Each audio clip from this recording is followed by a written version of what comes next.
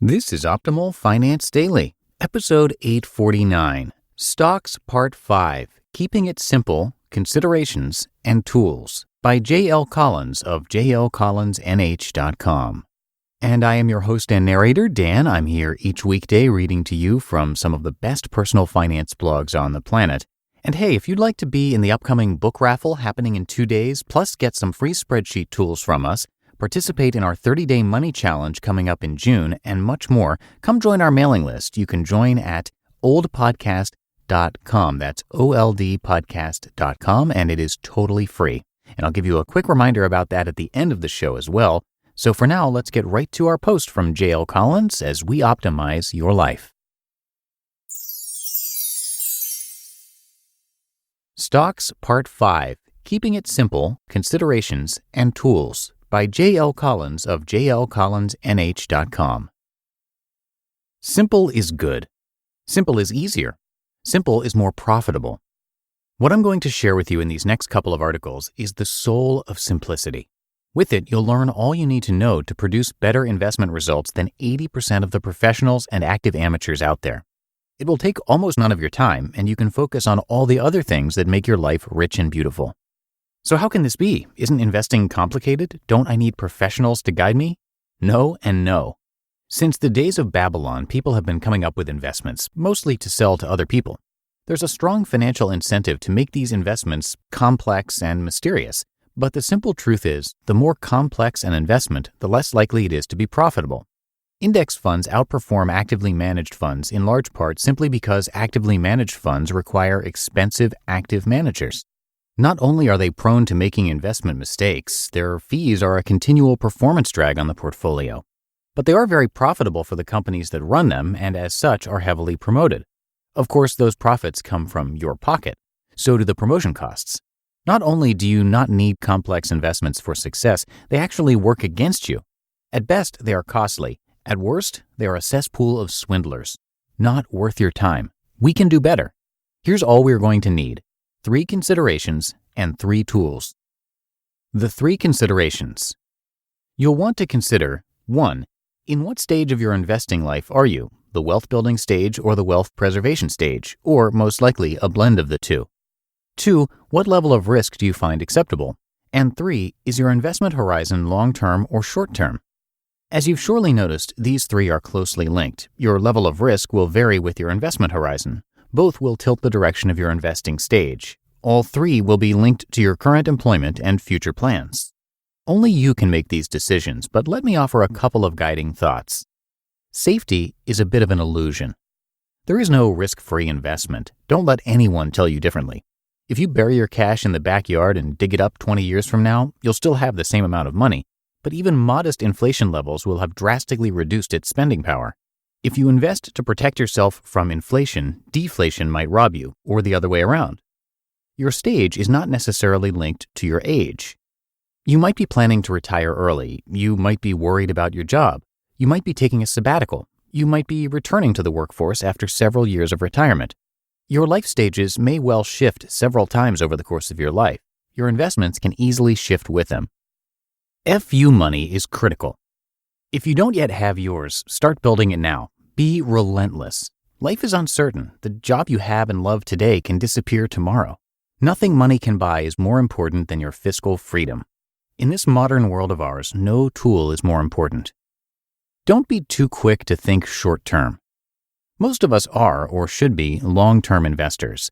The typical investment advisor's rule of thumb is subtract your age from 100 or 120. The result is the percent of your portfolio that should be in stocks. A 60-year-old should, by this calculation, have 40% in conservative, wealth-preserving bonds. Nonsense. Here's the problem. Even modest inflation destroys the value of bonds over time, and bonds can't offer the compensating growth potential of stocks. If you are just starting out at age 20, you're looking at perhaps 80 years of investing, maybe even a century if life expectancies continue to expand. Even at 60 and in good health, you could easily be looking at another 30 years. That's long-term in my book. Or maybe you have a younger spouse, or maybe you want to leave some money to your kids, grandkids, or even to a charity. All will have their own long-term horizons. Once you've sorted through your 3 considerations, You are ready to build your portfolio, and you'll need only these 3 tools to do it. See, I promised this would be simple.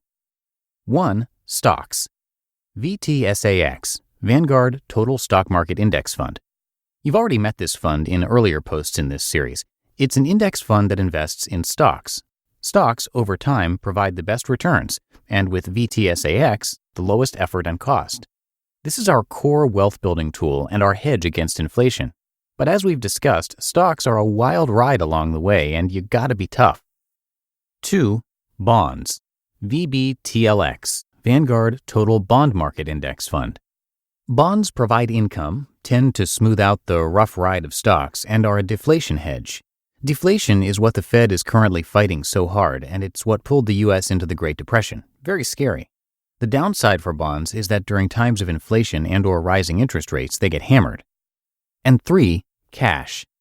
Cash is always good to have in hand. You never want to have to sell your investments to meet emergencies. Cash is also king during times of deflation. The more prices drop, the more your cash can buy. But idle cash doesn't have much earning potential, and when prices rise, inflation, its value steadily erodes. We tend to keep ours here, VMMXX. This is a money market fund, and time was they offered higher yields than banks. These days, with interest rates near zero, not so much. Now we also keep some in our local bank. If you prefer, an online bank like ING works fine too. So that's it, 3 simple tools. 2 index mutual funds and a money market and/or bank account. A wealth builder, an inflation hedge, a deflation hedge, and cash for daily needs and emergencies. Low cost, effective, diversified, and simple. You can fine-tune the investments in each to meet the needs of your own personal considerations. Want a smoother ride? Willing to accept a lower long-term return and slower wealth accumulation? Just increase the percent in VBTLX. Next time, we'll talk about a couple of specific strategies and portfolios to get you started. Meanwhile, a brief note on Vanguard. You will have noticed that Vanguard is the company that operates all of these funds. It is the only investment company I recommend and the only one you need or should deal with. Vanguard's unique structure means that its interests and yours are the same. Vanguard, the company, is owned by the Vanguard funds. In other words, by us, the fund shareholders. This is unique among investment companies.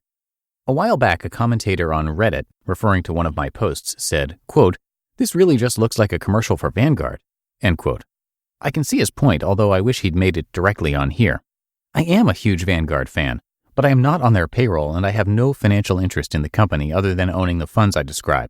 You might find an index fund in another investment company that's a bit cheaper. They create some as loss leaders, but you can't trust these other companies long term. Their interests are not your interests. Their interests lie in making money for their owners. If you play with snakes, to quote Dave Ramsey, you'll eventually get bitten. Don't bother. Stick with Vanguard. You just listened to the post titled Stocks Part 5, Keeping It Simple, Considerations and Tools by J.L. Collins of jlcollinsnh.com. And just a quick reminder that you can be in raffles to win books from us on the first day of every month, which is in just 2 days. Plus, you can get free spreadsheets, life tips, and be part of our 30-day money challenge in June with prizes.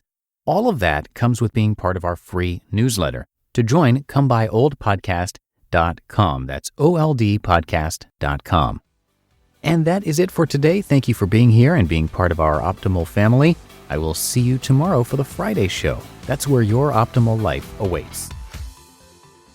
Hello, Life Optimizer. This is Justin Malik, creator and producer of this podcast, but also Optimal Living Daily, the show where I read to you from even more blogs covering finance, productivity, minimalism, personal development, and more, from incredible bloggers like Derek Sivers, Zen Habits, Mark and Angel, The Minimalists, and all the ones you hear on this show too. So if you enjoyed today's episode and like taking amazing blogs on the go, come on over to Optimal Living Daily and subscribe to that one too. And together, we'll start optimizing your life. You've been listening to Optimal Finance Daily. Be sure to hit the subscribe button to stay up to date on each new episode and head to oldpodcast.com. That's oldpodcast.com for a free gift as well as more actionable tips and resources to help you maximize your potential. Thanks for joining us, and remember, your optimal life awaits.